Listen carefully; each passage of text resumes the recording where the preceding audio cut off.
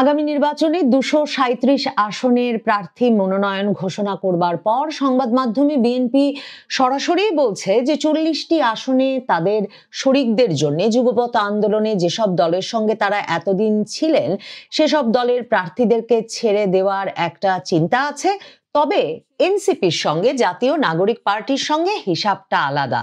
সংবাদ মাধ্যমের সরাসরি প্রশ্নের জবাবে মির্জা ফখরুল ইসলাম আলমগীর এমন কথাও বলেছেন যে আপনারা দেখেছেন যে জাতীয় নাগরিক পার্টির তরুণ নেতারা নানা সময়ে বিএনপি সম্পর্কে নানা মন্তব্য করেছে, নেতিবাচক মন্তব্য করেছে, আপত্তিকর মন্তব্য করেছে, কিন্তু মির্জা ফখরুল ইসলাম আলমগীর বলছেন আমরা কখনো তাদের সম্পর্কে, বিশেষ করে আমি মির্জা ফখরুল ইসলাম আলমগীর দলের দায়িত্ব নিয়ে বলছেন, আমি কখনো তাদের সম্পর্কে কোনো মন্তব্য করিনি, কারণ আমরা চাই এই নেতাদের ভালো হোক, এই নেতারা স্থায়ী আসন পাক রাজনীতিতে।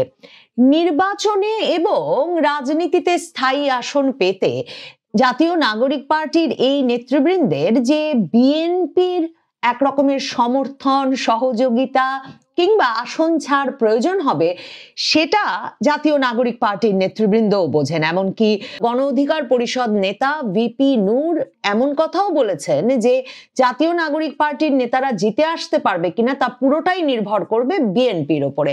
আমি আপনাদেরকে গত 5ই আগস্ট, মানে 5ই আগস্টের বর্ষপূর্তির দিন, জুলাই ঘোষণাপত্র ঘোষণার দিন, যখন তাসনিম জারার নেতৃত্বে 5 জনের একটি দল কক্সবাজার গিয়ে উপস্থিত হলো এবং স্থানীয় বিএনপি নেতৃবৃন্দ প্রথম আলোর বরাতে এ খবর সারা বাংলাদেশে ছড়িয়ে দিলেন যে তারা নাকি পিটার হাসের সঙ্গে, মানে সাবেক মার্কিন রাষ্ট্রদূত পিটার হাসের সঙ্গে বৈঠক করতে কক্সবাজারে গেছেন আর তারা সেটা নজর রাখছেন, তখনই আমি আপনাদেরকে বলেছিলাম যে বিএনপি জাতীয় নাগরিক পার্টির নাহিদ ইসলাম, আক্তার হোসেন ধারা, মানে যে ধারাটি তখন বলছিল যে বিচার সংস্কারের পর নির্বাচন আরো পেছাতে হবে, নির্বাচনের কোনো পরিবেশ নেই, সেটি থেকে একটি ভিন্ন ধারা, মার্কিন ঘনিষ্ঠ ধারা, যে ধারা মে মাস থেকে বিএনপি নেতৃবৃন্দের সঙ্গে যোগাযোগ করা থেকে শুরু করে ডক্টর ইউনূসের সরকারের উপর আনুষ্ঠানিকভাবে চাপ প্রয়োগ করে আসছে নির্বাচনের পথে হাঁটবার জন্য, সেই মার্কিন ধারা ঘনিষ্ঠ একটি জাতীয় নাগরিক পার্টির নেতৃবৃন্দ দল আলাদা করে তৈরি করতে চেয়েছে। এই সফরের ঘটনাটি সারা সংবাদ মাধ্যমে চাউর করে দেওয়ার মাধ্যমে এমন একটা দিনে, যে দিনে জুলাই ঘোষণাপত্র নিয়ে ডক্টর ইউনূস বিরাট মঞ্চ সাজিয়ে 5ই আগস্ট সংসদের দক্ষিণ প্লাজায় অনুষ্ঠান আয়োজন করেছেন, নাহিদ ইসলাম, আক্তার হোসেনরাও সেই মঞ্চে উপস্থিত, অথচ তার দলের শীর্ষস্থানীয় নেতৃবৃন্দ হাসনাত, সার্জিস সহ তাসনিম জারা, নাসির উদ্দিন পাটোয়ারিরা তখন ঘুরছেন কক্সবাজারে, আর খবর কিনা তারা মার্কিন পিটার হাসের সঙ্গে বৈঠক করতে গিয়ে উপস্থিত হয়েছেন সেখানে। এখন দেখা যাচ্ছে, দেখেন, এরপর থেকেই তাসনিম জারা কিন্তু নাহিদ ইসলাম, আক্তার হোসেনেরও বৈঠকের ব্যবস্থা করিয়ে দিলেন মার্কিন রাষ্ট্রদূতের সঙ্গে। এর পরপরই যখন তাদেরকে কারণ দর্শাও নোটিশ জারি করলেন নাহিদ ইসলাম, ওই জুলাই ঘোষণাপত্রের দিনেই, অর্থাৎ 5ই আগস্টের দিনেই, যখন সকলকে তাদেরকে অবাক করে দিয়ে ডক্টর ইউনূস জাতির উদ্দেশ্যে ভাষণে ফেব্রুয়ারিতে নির্বাচনের ঘোষণা দিয়ে দিলেন। তারপর নাহিদ ইসলাম, আক্তার হোসেন সহ জাতীয় নাগরিক পার্টির নির্বাচনমুখী হওয়ার শুরু। সেই তাসনিম জারা এবং তার কক্সবাজার সফরের সঙ্গী নাসির উদ্দিন পাটোয়ারিকেই নির্বাচন পরিচালনা কমিটির প্রধান করে এখন জাতীয় নাগরিক পার্টি তাদের নির্বাচন পরিচালনা কমিটি ঘোষণা করেছে। তারা বলছে জাতীয় নাগরিক পার্টি 300 আসনেই প্রার্থী দেবে, কারণ জাতীয় নাগরিক পার্টি, দেখেন, গত কিছুদিনের মধ্যে অনেকগুলো নাটকীয় ঘটনা ঘটলো। বিএনপির সঙ্গে যে তারা যাচ্ছে নির্বাচনে, বিএনপির সঙ্গে যে তাদের দফা রফা হয়ে গেছে, সেটা কতভাবে পরিষ্কার হয়েছে শুধুমাত্র মির্জা ফখরুল ইসলাম আলমগীরের এই স্নেহপ্রবণ মন্তব্যে যে তারা চান জাতীয় নাগরিক পার্টির নেতারা উন্নতি করুক রাজনীতিতে, সেটা নয়। দেখুন, শাপলা কলিতে রাজি হয়ে যাওয়া, শাপলা ছাড়া নির্বাচন নয়, শাপলা না দিলে ধানের শীষ নিয়েও নির্বাচন করা যাবে না, এমন জেদাজেদির এক পর্যায়ে জাতীয় নাগরিক পার্টির নেতৃবৃন্দ হঠাৎ করেই নির্বাচন কমিশনে গিয়ে বলে এলেন যে এই নিয়ে জেদাজেদি করে তো আর আমরা নির্বাচনের পর্যায় থেকে পিছিয়ে থাকতে পারি না, কাজে আমাদের নিবন্ধনটা দিয়ে দেওয়া হোক, আমরা শাপলা কলি নিয়েই রাজি। এবং জাতীয় নাগরিক পার্টির নেতৃবৃন্দকে, হাসনাত, সার্জিস, আক্তার হোসেন, তাদেরকে দেখা যাচ্ছে নিজ নিজ নির্বাচনী এলাকায় তারা ভীষণ সক্রিয় হয়ে উঠেছেন এবং শাপলা কলি নিয়েই তারা নির্বাচন করবেন। গণপ্রতিনিধিত্ব আদেশে যে পরিবর্তন এসেছে তাতে এবার জোটে কেউ যোগ দিলেও নিজ নিজ প্রতীক নিয়েই তাদের নির্বাচন করতে হবে। সার্জিস আলম বলেছেন এর ফলে অনেক হিসেব নিকেশই বদলে যাবে।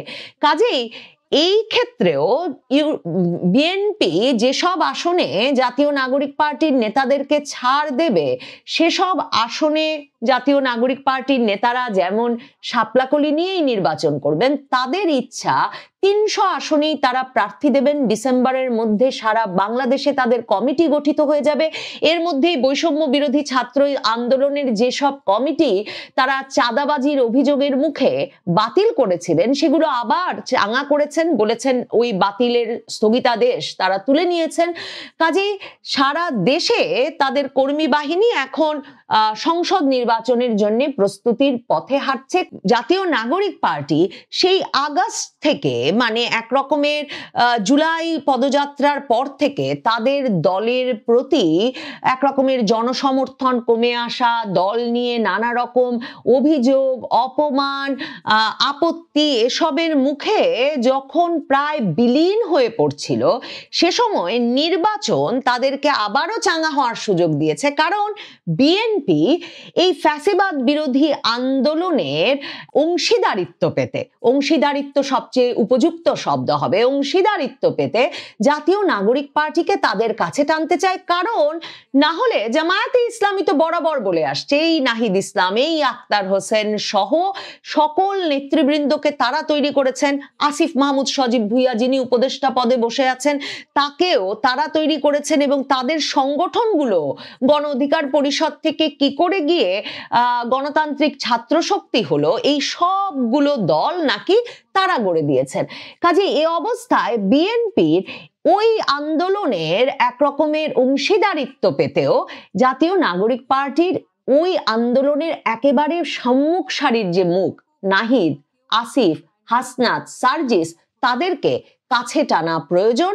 বিএনপি সে কথা বোঝে তাদেরকে কাছে টানতে চাইছে।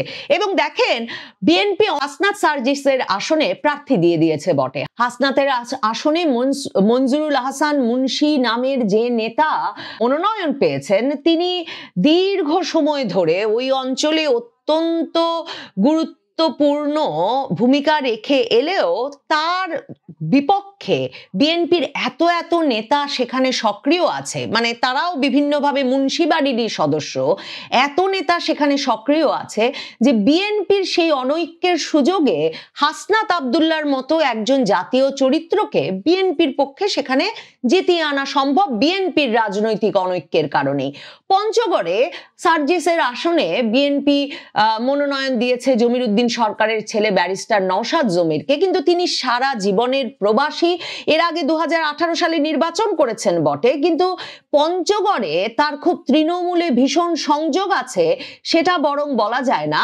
কিন্তু সার্জিস বরং সেই 2024 আগস্টের পর থেকেই কিন্তু গাড়ি বহর নিয়ে, মোটরসাইকেল বহর নিয়ে, হেলিকপ্টার নিয়ে, কম্বল নিয়ে ক্রমাগতভাবে তার এলাকায় নির্বাচনী প্রচারণা চালিয়ে গেছেন এবং বলে এসেছেন যে তিনি ওখানে নির্বাচন করে সংসদ সদস্য হতে চান। আর ঢাকা 9 আসনটা খালি রেখেছে বিএনপি। ঢাকা 9 আসন থেকে নির্বাচন করতে চান তাসনিম জারা। ঢাকা 11 আসনে নাহিদ ইসলাম নির্বাচন করতে চান, সেখানে প্রার্থিতা ঘোষণা করেছে বিএনপি। কিন্তু বিএনপি তো একথাও বলে রেখেছে যে এই প্রার্থী তালিকাটাই চূড়ান্ত নয় এবং মির্জা ফখরুল ইসলাম আলমগীর এটাও বলা শুরু করেছেন যে যারা চূড়ান্ত মনোনয়ন থেকে বাদ পড়বেন বা মনোনয়ন পাবেন না, তারা নিশ্চিত থাকতে পারেন যে দল তাদের অবদান স্মরণে রেখে তাদেরকে নির্বাচনের পরেও যথাযথ সম্মান এবং দায়িত্ব দেবে। ঢাকা 12 আসনে নির্বাচন করবেন বলে ঘোষণা করলেন, সংবাদ মাধ্যমকে জানিয়ে দিয়েছেন অন্তর্বর্তীকালীন সরকারের উপদেষ্টা আসিফ মাহমুদ সজীব ভুইয়া।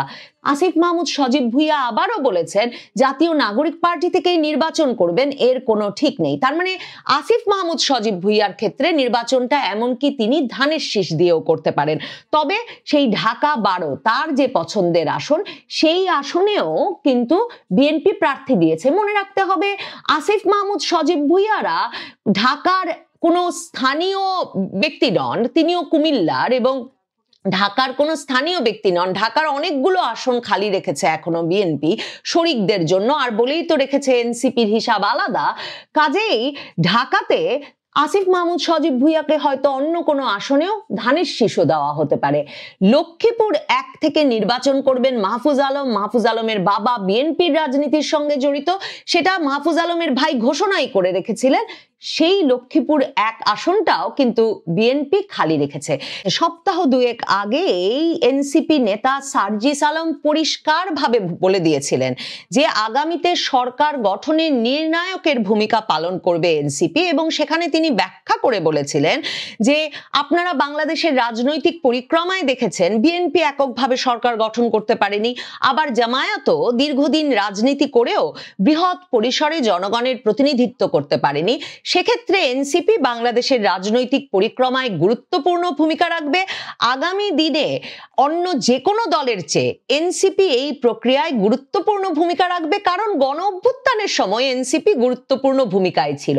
জামায়াতের আমিরও নাকি তাদের সঙ্গে যোগাযোগ করছেন এখনো। জামায়াতে ইসলামীর এখনো আশা ঘরের ছেলেরা ঘরে ফিরবে, এবং জামায়াতের আমির শফিকুর রহমান তিনি বিদেশ সফর শেষে ফিরে স্পষ্টতই সংবাদ মাধ্যমকে বলেছেন যে তারাও একা নির্বাচন করতে চান না এবং বিভিন্ন পক্ষের সঙ্গে আলোচনা করছেন। আবার খালেদা জিয়াকেই কেন বিএনপির নেতৃত্ব নিতে হলো তার নির্বাচনী যাত্রায়, এবং বিএনপির সম্ভাব্য প্রধানমন্ত্রী সংসদ নেত্রী হিসেবে খালেদা জিয়াকেই কেন বিএনপি 3 আসনে মনোনয়ন দেওয়ার মাধ্যমে স্পষ্ট করে তুলল, সেটাও নাসির উদ্দিন পাটোয়ারির কথায় পরিষ্কার হয়। নাসির উদ্দিন পাটোয়ারি মানে বলছেন যে তারেক রহমান দেশে আসছেন শুনে খুশি হলাম, আরো আগেই আসা উচিত ছিল, আমরা একসঙ্গে বসতে চাই। মানে তারেক রহমানকে তারা তাদের সমপর্যায়ের নেতা হিসেবে মনে করছেন, তারা তাদের জোট নেতা, মানে বিএনপির জোটে যদি তারা যোগ দিয়েছেন তাহলে সেই জোটের নেতা হিসেবেও তারা তারেক রহমানকে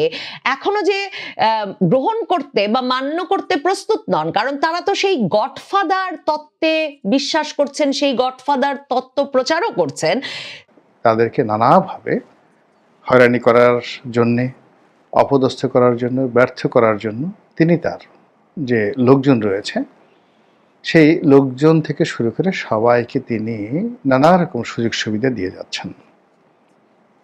এই বিষয়টির কতটুকু বাস্তবতা রয়েছে, সত্যতা রয়েছে, মিথ্যা রয়েছে, এই বিষয়টি নিয়ে আলোচনা করব। ডক্টর আসিফ নজরুল আমাদের ডিপার্টমেন্টের বড় ভাই, ল ডিপার্টমেন্টের বড় ভাই, এবং একই সঙ্গে আমার শিক্ষকও বটে।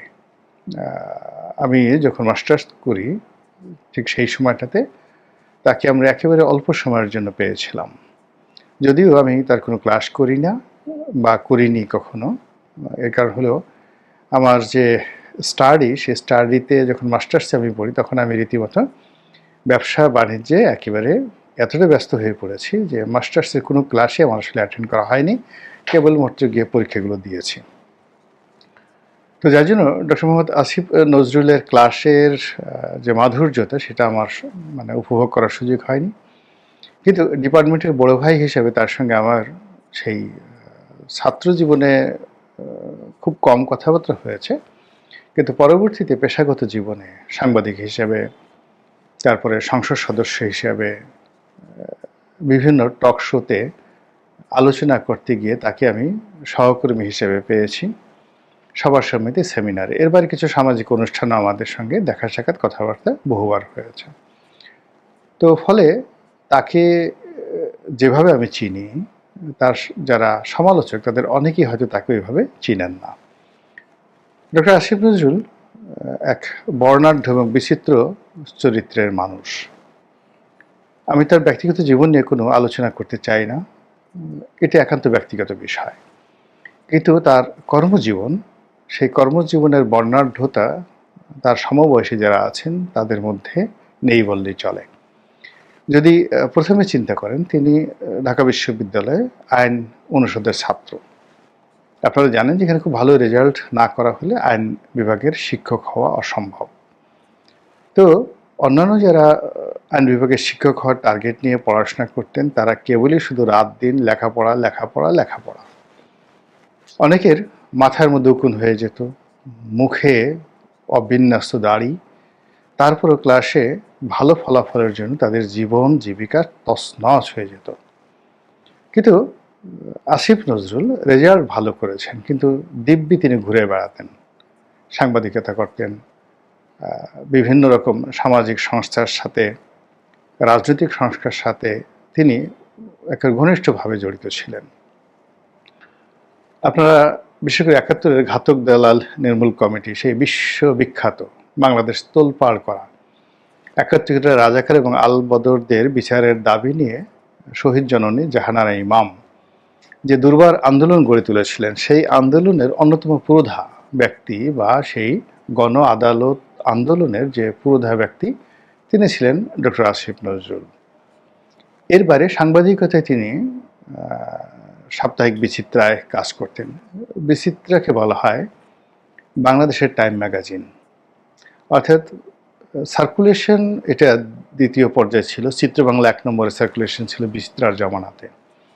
কিন্তু ইন টার্মস অফ কোয়ালিটি, অ্যারোস্ট্রিকেসি, তারপরে এখানকার প্রতিবেদনের যে মান, এখানে যারা চাকরি করতেন, সেটা সাদাত চৌধুরী ছিলেন সম্পাদক, নির্বাহী সম্পাদক শাহরিয়ার কবির, চিফ রিপোর্টার ছিলেন এখানে কাজী জাওয়াত, মইনুল আহসান সাবের ছিলেন এখানে সহকারী সম্পাদক, এবং আসিফ নজরুল এখানে ছিলেন স্টাফ রিপোর্টার, প্রতিবেদক।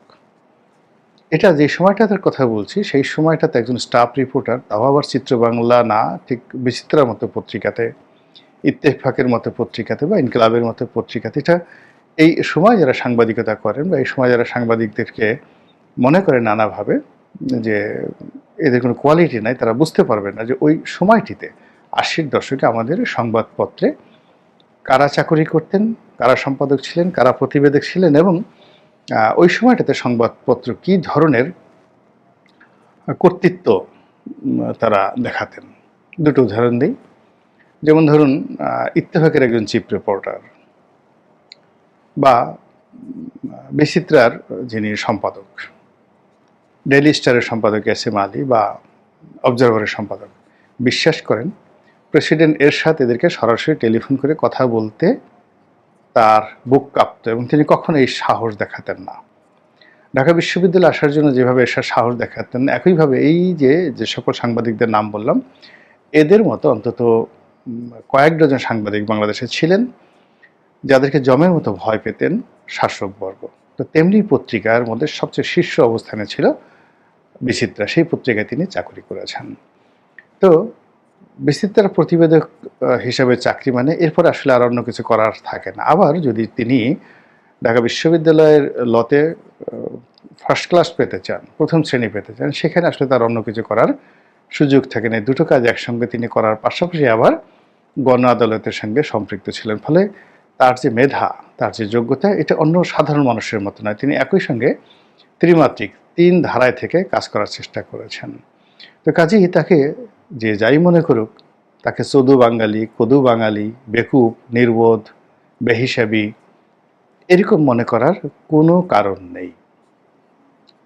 আর সেই হিসেবে তিনি ইচ্ছে করলেই সেই প্রধান উপদেষ্টা হতে চাইবেন, মন্ত্রী, মিনিস্টার, এমপি হতে চাইবেন। আমার কাছে সেটা কখনো মনে হয়নি তার সঙ্গে চলতে গিয়ে। জীবনে অনেক ঘটনা ঘটে, দুর্ঘটনা ঘটে, এটাকে অনেকটা অ্যাক্সিডেন্ট বলা যেতে পারে। যেমন শাহরুখ খানের একটা সাক্ষাৎকার দেখছিলাম, বলিউডের মেগাস্টার। তো তিনি মূলত সাংবাদিক হওয়ার জন্য পড়াশোনা করছিলেন, কিন্তু একটা সময় তার মনে হলো যে তিনি চলচ্চিত্র বানাবেন, বিজ্ঞাপন চিত্র বানাবেন। তো বিজ্ঞাপন চিত্র বানানোর জন্য সেই ব্যাপারে তিনি পড়াশোনা শুরু করলেন, এবং সেটা করতে গিয়ে তিনি চলচ্চিত্রের সেই নায়ক হয়ে গেলেন। তো কিভাবে নায়ক হলেন এই কথা বলতে গিয়ে তিনি বললেন যে আমি আসলে যা হতে চেয়েছিলাম তা হতে পারিনি, কিন্তু এই নায়ক হওয়াটা আমার জীবনে একটা অ্যাক্সিডেন্ট। তদ্রূপ এই যে উপদেষ্টা হওয়াটা ডক্টর ইউনূসের সঙ্গে তার উপদেষ্টা পরিষদে সম্পৃক্ত হওয়া, শেখ হাসিনার পতনের পরে এই যে আসিফ নজরুলের সাহেবের জীবনে যা কিছু ঘটেছে, এটা একটা দুর্ঘটনা। নেতিবাচক বলেন ইতিবাচক বলেন, এটার জন্যে কখনো জনাব আসিফ নজরুল লালায়িত ছিলেন না। আমি ঘনিষ্ঠভাবে তাকে চিনি। তিনি সবার সঙ্গে সম্পর্ক রক্ষা করতেন, এমনকি আওয়ামী লীগের যারা লোকজন, মানে কোনো যাকে বলা একেবারে লিবারেল একজন মানুষ, ন্যায়ের পক্ষে কথা বলতেন। আর বিএনপি, আওয়ামী লীগ, জামাত, জাতীয় পার্টি এ সকল দলে যে সকল ভালো মানুষ ছিলেন তাদের সবার সঙ্গে তার ব্যক্তিগত সম্পর্ক ছিল। আর তিনি ভালোকে ভালো বলতেন, মন্দকে মন্দ বলতেন। এবং 2024 না 23 সনের আগস্ট, সেপ্টেম্বর, অক্টোবর, ওই যে 28 অক্টোবর যে বিএনপির সমাবেশ হলো তার ঠিক আগে আগে তার সঙ্গে আমার একটা খুব জরুরি বৈঠক করার সুযোগ হয়েছিল। জনাব তারেক রহমান সাহেব দায়িত্ব দিয়েছিলেন তার সঙ্গে একটা বিষয়ে আলাপ আলোচনা করার জন্য, তার মতামত নেওয়ার জন্য। এই জন্য আমাদের প্রায় 2-3 ঘন্টা একান্ত বৈঠক হয়েছিল, এবং এটা ছিল অ্যাবসলিউটলি পলিটিক্যাল কতগুলো কথাবার্তা। ঠিক সেই কথাবার্তার একটা লিখিত রিপোর্ট আমি বিএনপির চেয়ারপারসনের অফিসে জমা দিয়েছিলাম। আমার এখনো মনে আছে তার মধ্যে ন্যূনতম রাজনৈতিক কোনো অভিলাষ, পক্ষপাতিত্ব কিংবা কোনো বায়াসনেস এটা আমি কখনো দেখিনি। তিনি আওয়ামী লীগের শাসনের ব্যাপারে খুব হতাশ ছিলেন, ভীত সন্ত্রস্ত ছিলেন, এবং তিনি যে কাজ করছেন বা টকশো দিকে কথাবার্তা বলছেন এটি সরকারের ধৈর্যচ্যুতি ঘটাতে পারে, এটি নিয়ে তিনি যাকে বলা চিন্তিত ছিলেন।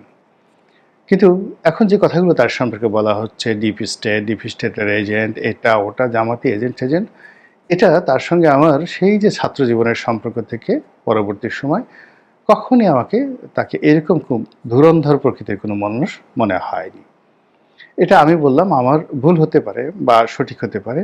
কাজেই যারা বলছেন যে তিনি প্রধান উপদেষ্টা হওয়ার জন্য এই কাজগুলো করে যাচ্ছেন বা তিনি প্রধান উপদেষ্টা হতে চেয়েছিলেন, আসলে এই ধরনের কর্মকাণ্ড করার কোনো রেকর্ড তার জীবনে কখনো ছিল না। একইভাবে আমি বলতে পারি আদিলুর রহমান শুভ্র কিংবা মাহমুদুর রহমান সাহেব, এখন যিনি আমার দেশের সম্পাদক আছেন। আদিলুর রহমান শুভ্র সাহেব আমাদের ডিপার্টমেন্টের বড় ভাই, তার স্ত্রী সায়রা ও আমার ক্লাসমেট। তো কাজেই তাদের সম্পর্কে আমি জানি। ওনাদের আসলে কখনো পলিটিক্যাল কোনো অ্যাম্বিশন ছিল না। এনজিও চালাতেন, এনজিও চালানোর জন্য যতটুকু কাজ করা দরকার, যতটুকু প্রতিবাদী হওয়া দরকার, ঠিক ততটুকুই প্রফেশনাল গ্রাউন্ড থেকে তারা এই কাজগুলো করেছেন। কিন্তু একটা সরকারকে উৎখাত করার জন্য, তারপরে শেষে একটা বিশেষ উদ্দেশ্য বাস্তবায়ন করার জন্য একটা যে সিন্ডিকেট, মানে আসলে আমি যেভাবে দেখেছি, হয়তো আমার নির্বুদ্ধিত হতে পারে, আমি এই মানুষগুলোকে এখনো পর্যন্ত মনে করতে পারি না যে এরা এই ধরনের কোনো চক্রান্তের সাথে জড়িত। এমনকি ডক্টর মোহাম্মদ ইউনূস, তার অনেক ব্যর্থতা আছে, তার অনেক সমালোচনা আমি করছি, কিন্তু ঠিক এই যে তিনি যখন প্যারিসে ছিলেন তার ঠিক শেখ হাসিনার পতনের মাসখানেক আগে আমার সাথে তার টেলিফোনে অনেকক্ষণ কথা হয়। তো তিনি তার আসলে মামলা নিয়ে, মোকদ্দমা নিয়ে উদ্গ্রীব ছিলেন। এর বাইরে আমি তাকে কখনোই কোনো কথা বলতে শুনিনি। যদি রাজনীতির কোনো বিষয় তার থাকতো, তার অ্যাম্বিশন থাকতো, যেভাবে নাহিদের সঙ্গে বা অনেকের সঙ্গে বলা হচ্ছে তার সম্পর্ক আছে, তো সেক্ষেত্রে 2009 সন থেকেই তো তার সাথে আমার এরকম সম্পর্ক। তিনি একটিবারের জন্য হইলেও আকার ইঙ্গিতে আমাকে বলার চেষ্টা করতেন, আকৃষ্ট করার চেষ্টা করতেন বা ইঙ্গিত দিতেন, কিন্তু সেরকম কোনো জিনিসই আমি এই ভদ্রলোকের মধ্যে কখনো দেখিনি। তো কাজেই এই যে তার যে প্রধান উপদেষ্টা হওয়া, এটাও আমার কাছে একটা অ্যাক্সিডেন্ট মনে হচ্ছে, সেই যাকে বলা হয় শাহরুখ খানের মতো। এই ব্যাপারে আমার বক্তব্য শেষ। 2 নম্বরে যেটা বলছিলাম সেটা হলো আজকের যে শিরোনাম দিচ্ছি যে ডক্টর মোহাম্মদ আসিফ নজরুল প্রধান উপদেষ্টা হতে চাচ্ছেন, আর বাংলাদেশের যে বিষয়বস্তু রয়েছে সেই বিষয়বস্তু নিয়ে বিশ্ব মিডিয়া যে কর্মকাণ্ডগুলো করছে, সেই কর্মকাণ্ডগুলো এই মুহূর্তে আমাদেরকে রীতিমতো মাতাল এবং টালমাটাল করে তুলছে। এখানে আমি বললাম যে এখানে অনেক মানুষই এসেছেন বাই অ্যাক্সিডেন্ট, এমনকি এই যে শফিকুল ইসলাম, তিনি প্রেস সচিব, খুব এখন দেখছেন যে ডক্টর মোহাম্মদ ইউনূসের কথা বলছেন, আওয়ামী বিরোধী ভূমিকা পালন করছেন। অ্যাকচুয়ালি তিনি যখন সাংবাদিক হিসেবে, তার সঙ্গে আমার একটা টক শোতে কথাবার্তা হয়েছিল, আমরা ছিলাম এটিএন বাংলার একটা টক শোতে, ওই দিনই আমার সঙ্গে তার প্রথম কথা হলো। এই ভদ্রলোককে একজন একেবারে আপাদমস্তক প্রফেশনাল, অনেস্ট, তারপরে শেষে যাকে বলা হয় জেন্টেলম্যান, মনে প্রাণে উচ্চ বর্ণের একজন ভদ্রলোক বলেই তাকে আমার মনে হয়েছিল সেই সময়টিতে।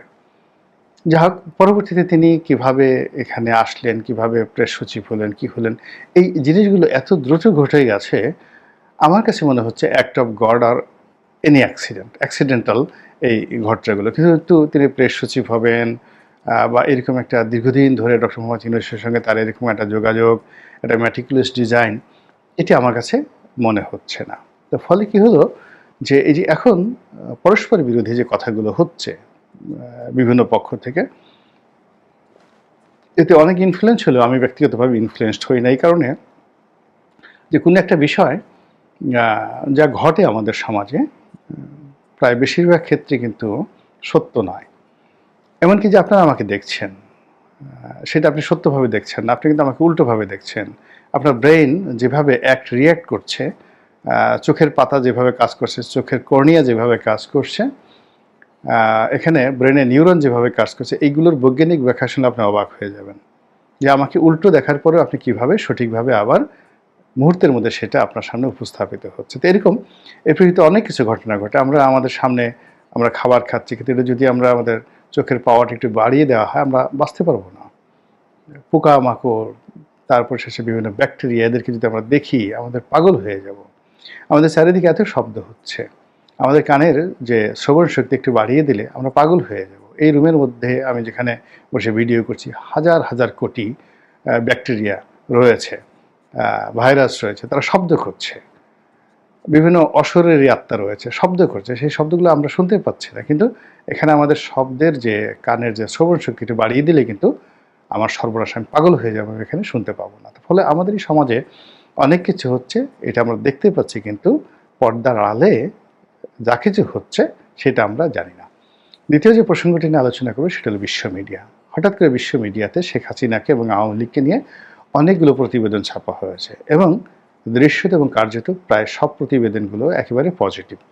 যে আওয়ামী লীগকে আমরা সবাই খরচের খাতায় ফেলে দিয়েছি, যে শেখ হাসিনা বাংলাদেশের রাজনীতি একেবারে অপান্তেও, এবং আমরা এখন ধরে নিয়েছি যে এখানে বিএনপি, জামাত এবং ডক্টর মোহাম্মদ ইউনূস এবং এনসিপি, এর বাইরে কোনো রাজনৈতিক শক্তি নেই, কোনো বলয় নেই। আর অন্যান্য যারা ছোট ছোট রাজনৈতিক দল রয়েছে, তারা এই মানে তিনটি বলয়, এনসিপি, তারপরে বিএনপি এবং জামাত, তাদের সঙ্গে একটা জোটবদ্ধ হয়ে এটা রাজনীতির একটা মেরুকরণ করার চেষ্টা করবেন। কিন্তু যখন আমরা আওয়ামী লীগকে প্রায় একেবারে বাদ দিয়ে দিয়েছি, তাকে ভারতে নির্বাসন পাঠিয়েছি, আওয়ামী লীগকে নিষিদ্ধ করে দিয়েছি, ঠিক সেই সময়টিতে হঠাৎ করে একেবারে পূর্ণিমার চাঁদের মতো বিশ্ব মিডিয়া যেভাবে শেখ হাসিনাকে আপহোল্ড করলো, যেভাবে তাকে তুলে ধরলো, এটা আমাদের বাংলাদেশি মিডিয়া একেবারে হজম করতে পারছে না। এবং শেখ হাসিনা বিরোধী যে সমস্ত লোকজন, তারা রীতিমতো বেকুব হয়ে গেছেন, এবং অনেকে মৃদুমন্দ ভাষায়, দ্য ব্রিজ, ইংরেজিতে যদি আমরা বলি দ্য ব্রিজ, মৃদুমন্দ বাতাস প্রবাহিত হয়, তেমনি শব্দটা এরকম হলো যে আপনি সমালোচনা করতে পারছেন না, প্রতিবাদও করতে পারতেছেন না, প্রশংসা করতে পারছেন না। ঠিক সেক্ষেত্রে মানুষ মৃদু ভাষায়, ভদ্রলোকী ভাষায় যে সমালোচনা করে, ঠিক সেই জিনিসগুলো এখন সরকারের পক্ষ থেকে বলা হচ্ছে। দ্য ইন্ডিপেন্ডেন্ট, ব্রিটেনের সে বিখ্যাত দৈনিক পত্রিকা, তারপর রয়টার্স, বিশ্বের 1 নম্বর সেই সংবাদ সংস্থা, তারপরে হিন্দুস্তান টাইমস, ভারতের প্রথম শ্রেণীর দৈনিক, এর বাইরে রয়টার্সের বাইরে এএফপি, সে যে বিখ্যাত সংবাদ সংস্থা। এখন এই পত্রপত্রিকাগুলো এবং সংবাদ মাধ্যমগুলোতে আওয়ামী লীগ, ভবিষ্যৎ রাজনীতি এবং শেখ হাসিনাকে যেভাবে এনলাইটেন করা হয়েছে, হাইলাইট করা হয়েছে, এটি আমাদের এই বাংলাদেশে গত 14 মাস ধরে যে আওয়ামী বিরোধী ন্যারেটিভ তৈরি করা হয়েছে যে আওয়ামী লীগ একটা ধন্যবাদ। দেখেন, এই কিছুদিন যাবত, এই গত 5ই আগস্টের পরে, গত বছরের পরে, এই যে জুলাই সনদের বিষয় নিয়ে, যে গণভোটের ব্যাপারটা নিয়ে এত আলোচিত হচ্ছে, তো আমি এই গণভোটটাই আসবো, কারণ অর্ডিন্যান্সের ব্যাপারটা অনেকেই বুঝে গেছেন যে অর্ডিন্যান্সের মেয়াদটা হচ্ছে পরবর্তী সংসদ যখনই নির্বাচিত হয়ে আসে সেই সংসদে প্লেস করলে এটা পাস হতেও পারে, নাও হতে পারে, তাহলে এটা আইসকাল শেষ। আর যদি প্লেস না করে, যেই দল ক্ষমতায় আসবে তারা, তাহলেও শেষ। এখন প্রশ্ন হচ্ছে, ঠিক আছে, অর্ডিন্যান্স ব্যাপারটা এখন সবাই বুঝে গেছে, এখন আপনারা বিশেষ করে জামাত ইসলামের দাবিটাই হচ্ছে সবচেয়ে বড়, সেটা হচ্ছে তারা গণভোট চায়। কিন্তু আমি এই প্রসঙ্গে বলতে চাই যে বাংলাদেশের গণভোটের ইতিহাস কিন্তু 3টা। এখন প্রথম গণভোট হয় আপনার ধরেন 1977 সালে প্রথম গণভোট হয় জিয়াউর রহমানের সময়। সেই জিয়াউর রহমানের সময় যে সামরিক শাসনটা হয় সেটা হচ্ছে 30শে মে 1977 সালে সামরিক শাসন হয়, যে রাষ্ট্রপতি, তিনি রাষ্ট্রপতির পদে অধিষ্ঠিত থাকবেন কি থাকবেন না, এবং তার পলিসি সমর্থন করেন কিনা, এই একটা হলো। সেটা রেফারেন্ডাম বলে জানেন 98.4% উপস্থিতি হলো, এবং ভোটও পেল প্রায় 80%-এর উপরে, এরকম একটা জায়গা। এগুলো তো ধারণাগত, এরকমই হবে। তারপরে আপনি একটা গণভোট হলো, তারপরে আবার 1982 সালের 24শে মার্চ যখন আবার এরশাদ সাহেব ক্ষমতায় আসলেন, তখন তিনি আবার 85 সালে এসে একটা রেফারেন্ডাম দিলেন। কিসের ভিত্তিতে? যে এই সামরিক সরকার যিনি ক্ষমতায় আছেন, এটা পরবর্তী পার্লামেন্ট নির্বাচন না হওয়া পর্যন্ত তিনি কন্টিনিউ করতে পারবেন কি না। এখন এই দুইটা কিন্তু গণভোটটা হয়েছিল 77 সালের যে জিয়াউর রহমান সাহেবের গণভোটেও, কিন্তু তখন কিন্তু সংবিধান সাসপেন্ড ছিল, সংবিধানের কোনো কার্যকারিতা ছিল না, যেহেতু মার্শাল প্রোক্লামেশন দিয়ে সংবিধানকে সাসপেন্ড করার কারণে সংবিধানের কোনো ধারা, কোনো আর্টিকেল, কোনো কিছু কিন্তু কার্যকর ছিল না। সেখানে সুপ্রিম ল ছিল মার্শাল ল, মানে সুপ্রিম ল ছিল প্রেসিডেন্সিয়াল ফরমান, মার্শাল ল ফরমান। তো সেইটা দিয়ে ওটা করা হয়েছে। এবং এই রেফারেন্ডাম যখন হয়, তারপরে দেখেন এটা কিন্তু রেটিফিকেশন হয় 1979 সালে সংসদে। তার মানে হচ্ছে ওখানে কিন্তু রেফারেন্ডামটার অ্যাকসেপ্টেন্সের কথা বলা হয়নি আলাদা করে, ওখানে বলা হয়েছে যে ওই রেজিমের সময় যত আইন কানুন, গণভোট, প্রজ্ঞাপন, বিল যা কিছু হয়েছে, এগুলো সংসদ অনুমোদন দিল। তার মানে তখন এটা সংসদ প্রণীত আইন হয়ে গেল। তো কাজেই তারা সেভ হয়ে গেল। পরবর্তীতে আবার যখন 82 সালে এরশাদ সাহেব 24শে মার্চ ক্ষমতায় আসলেন, তখন তিনি চালাচ্ছিলেন, এবং তখন তিনি আরেকটা রেফারেন্ডাম দিলেন। কি জন্য? কারণ হচ্ছে সামরিক সরকার, এখন তার তো জনগণের সাপোর্ট লাগবে। তখন তিনি কি করলেন? সেই সামরিক শাসনের সময় 1985 সালের 21শে মার্চ সম্ভবত উনি একটা রেফারেন্ডাম দিলেন। তো সেই রেফারেন্ডামে আপনার ওরকম 90-95% ভোট পেল, 88% আপনার টার্নওভার এরকম ছিল। সংখ্যাগুলো মানে আমি ধারণাগত বলছি, এগুলো একেবারে স্ট্যাটিস্টিক্স বলছি না। তো গেল দুইটা, কিন্তু ওইটাও কিন্তু 86 সালে তিনি যখন সংসদ নির্বাচন দিলেন, 86 সালে যখন নির্বাচন দিলেন, সেই নির্বাচন তখন কিন্তু প্রেসিডেন্সিয়াল ফর্ম অফ গভর্নমেন্ট ছিল। এবং এই প্রেসিডেন্সিয়াল ফর্ম অফ গভর্নমেন্টটা তো আপনারা জানেন 1975 সালের 25শে জানুয়ারি শেখ মুজিবুর রহমান সাহেব, উনি কিন্তু ওই সর্বময় ক্ষমতার পত্রিকার হেডলাইন ছিল যে তিনি সর্বময় ক্ষমতার অধিকারী হলেন। পত্রিকার হেডলাইন এটা হচ্ছে যে প্রেসিডেন্টই সবকিছু নিয়ন্ত্রণ করবে, সবকিছু প্রেসিডেন্ট হবে, এবং চিফ এক্সিকিউটিভ যে প্রধানমন্ত্রী তিনি তার অধীনে থাকবেন, ক্যাবিনেট তার অধীনে থাকবে। ভালো, তো ঠিক আছে, প্রেসিডেন্ট ফরম্যাট চল, জিয়াউর রহমান সাহেব সেটাই চালালেন, এরশাদ সাহেব চালালেন। তারপরে আবার উনি রেফারেন্ডাম দিয়ে এরশাদ সাহেব ক্ষমতায় থাকবেন কিনা, এবং তার প্রণীত যে আইন কানুন এবং নির্বাচন না হওয়া পর্যন্ত তিনি ক্ষমতায় থাকতে পারবেন, এই মর্মে রেফারেন্ডাম করলেন। তখন কিন্তু সংবিধান সাসপেন্ড অবস্থায় ছিল, সংবিধান কিন্তু তখন কার্যকর ছিল না। তাহলে দুইটা গণভোট হলো সামরিক শাসনের অধীনে, এটা সাংবিধানিক কোনো বিষয় ছিল না। পরবর্তীতে যখন গণ অভ্যুত্থান 1990 সালের অভ্যুত্থানের পরে যখন সংবিধান ফেরত আসলো, তখন 1991 সালে আরেকটা রেফারেন্ডাম হলো। সেই রেফারেন্ডামটা হলো আপনার কি, যে এই রাষ্ট্র কি আপনার সাংবিধানিক, এটা কি মানে প্রেসিডেন্সিয়াল ফর্ম অফ গভর্নমেন্ট চলবে, নাকি এটা আপনার ওই রাষ্ট্রপতি শাসিত সরকার চলবে, সেটাও একটা রেফারেন্ডাম। সেখানেও এরকম প্রচুর ভোট, 90%, 80%। কারণ গণভোটে কি হয় আপনারা ভালো করে জানেন, রেফারেন্ডামে সেটা হয়েছিল 15ই সেপ্টেম্বর 1991 সালে, হলো প্রেসিডেন্সিয়াল ফর্ম অফ গভর্নমেন্ট হলো। হ্যাঁ, তারপরে এই যে চললো, এখানে আমরা এখন পরবর্তীতে 2011 সালে পঞ্চদশ সংশোধনী দিয়ে, যেটাতে আপনার কেয়ারটেকার গভর্নমেন্টটা বাতিল হয়ে গেল কিন্তু পঞ্চদশ সংশোধনীতে। এবং সেইখানে এই গত সরকার উনি 2011 সালে সংবিধান সংশোধন করে বলবেন, সংবিধান সংশোধনের বিধান হলো যে 2/3 মেজরিটি দিয়ে সংবিধান সংশোধন করতে হবে, গণভোটের অস্তিত্ব তার কোথাও থাকবে না। তাহলে এখন যে জামাতে ইসলাম সবচেয়ে বেশি সোচ্চার, এবং এনসিপিও আছে, আরো দুই একটা দল থাকতে পারে, তারা গণভোটটা চাচ্ছেন। সংবিধানে কি গণভোটের কোনো বিধান আছে? আচ্ছা, তারপরে আরেকটা কি শুনলাম, আমরা তো রাজনীতি করি না, পত্র পত্রিকা দেখি আর 40-42 বছরের জুডিশিয়ারি নিয়ে তো কাজ করি।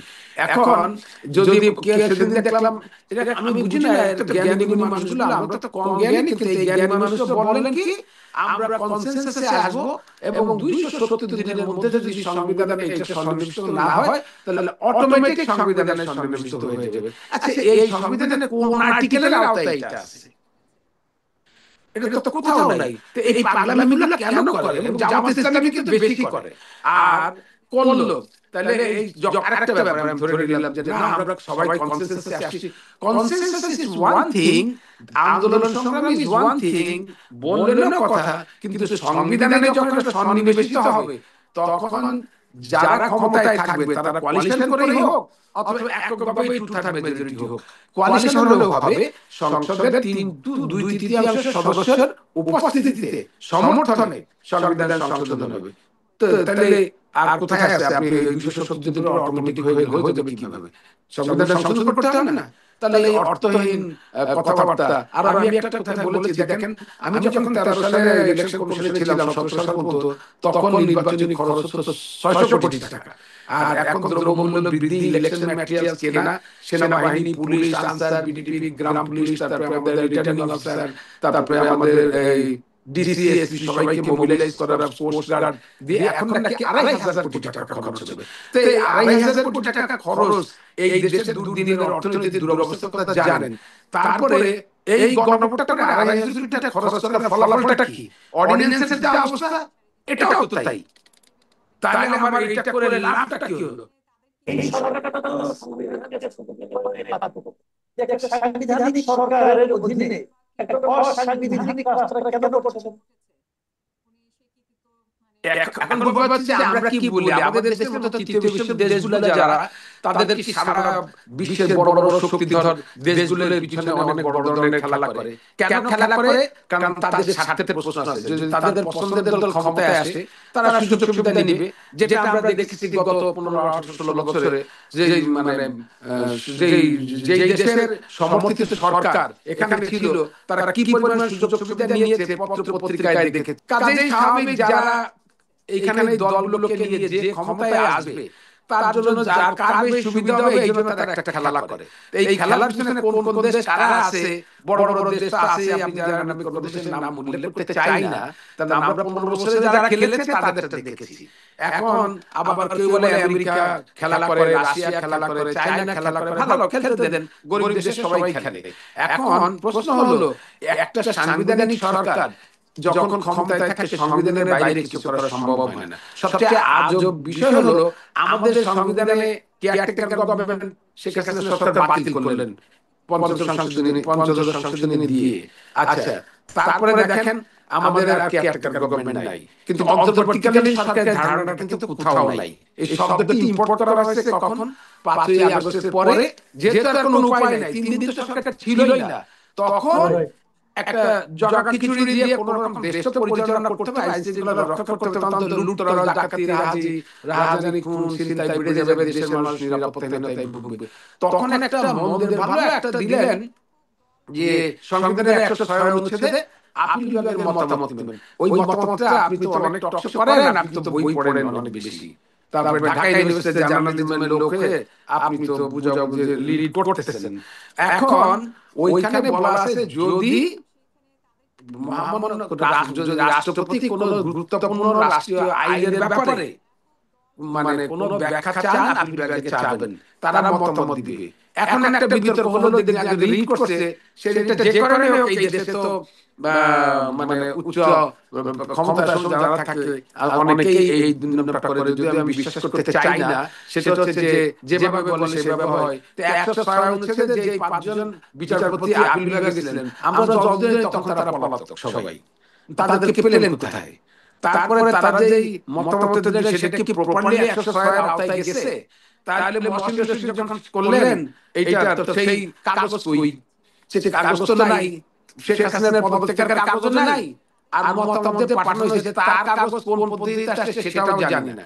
কারণ অ্যাটর্নি জেনারেল যখন এটা পাঠালেন, অ্যাটর্নি জেনারেলের নিয়োগের ব্যাপারে যেটা বলা হয়, এটা তো অনুমোদন করবে রাষ্ট্রপতি, একটা এক্সিকিউটিভ গভর্নমেন্ট প্রস্তাবটা পাঠাবে, কারণ সে রাষ্ট্রের সর্বোচ্চ আইন কর্মকর্তা। তখন তো এক্সিকিউটিভ গভর্নমেন্ট ছিলই না।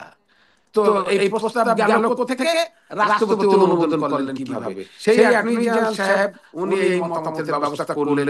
ভেরি গুড, ভালো কথা। এখন আমাদের দেশ তো চলতে হবে, সেই অন্তর্বর্তীকালীন সরকার দিয়েই চললো। কিন্তু সবচেয়ে বড় সমস্যাটা হচ্ছে সংবিধান কিন্তু অন্যান্য সময় মার্শাল ল যখন জারি হয়, সংবিধানকে মার্শাল ল প্রোক্লামেশনকে সাসপেন্ড করে দিয়ে সংবিধানের সুতা দিয়ে ঝুলিয়ে রাখা হয়। কেন? তখন বলা হয় এই প্রোক্লামেশনের অধীনে, মানে প্রোক্লামেশনের অধীনে যে কোনো অনুচ্ছেদ তারা রিভাইভ করবেন, আংশিক রিভাইভ করবেন, যে কোনো অনুচ্ছেদ চালু করবেন অথবা করবেন না। তো কাজেই তখন আর সংবিধানের বাধ্যতা থাকে না।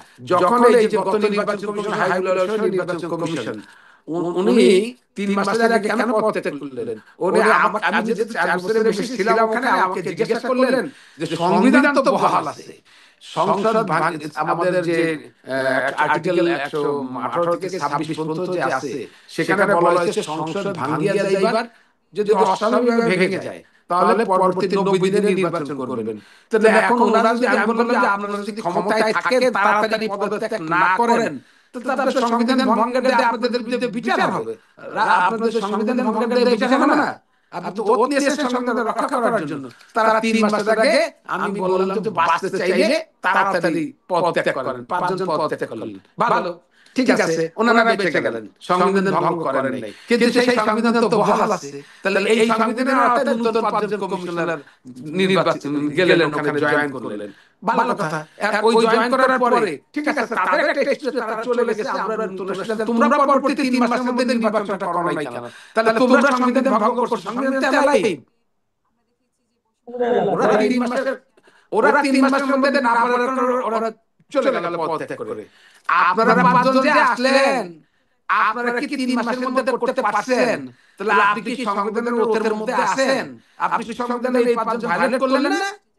আচ্ছা, গেল একটা, এইটা চ্যাপ্টার, এটা প্রশ্ন উঠবে।